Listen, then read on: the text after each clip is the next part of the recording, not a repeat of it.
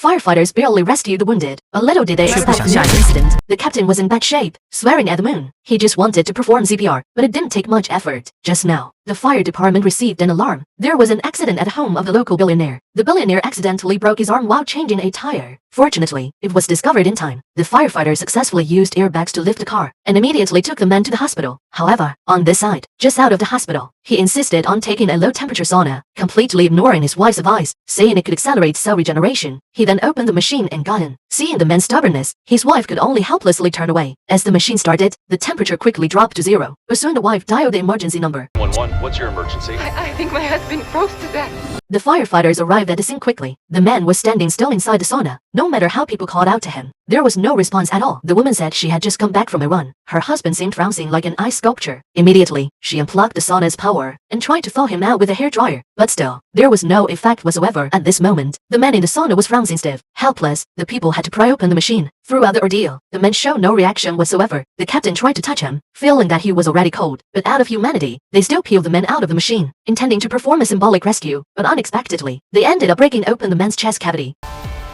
Even for firefighters accustomed to life and death, it was the first time witnessing such a bizarre scene. But the team doctor, accustomed to storms, calmly stepped forward to examine. As expected by everyone, the man was already dead. But fortunately, evidence indicated that the man had already passed away before the fire department arrived, so the captain didn't get into big trouble. However, the deceased had passed away, and the rest had to carry on living well. The captain decided to comfort the deceased's widow, but just as he was about to get to the point, a phone call completely brought him back to reality. The police called as a friend. The deceased was no ordinary person. As the local billionaire, naturally, it drew significant attention from authorities. Now the police have evidence indicating that the man's death wasn't accidental, but caused by someone drugging him, paralyzing his nerves, resulting in his death in the sauna. All clues now pointed to the woman and the man who had unclear ties with her. The captain then learned that the woman had been married before, and her previous husband had died in a balcony accident during their honeymoon. All signs indicated that the woman might be a complex character, and to avoid suspicion, the captain immediately chose to distance himself from the woman. But unexpectedly, the woman went directly to the fire department. She claimed her innocence, saying she was extremely wealthy, while the man was just a son-in-law. They had a proper prenuptial agreement. Even if things didn't work out, she could easily let the man go. There was no need to commit murder.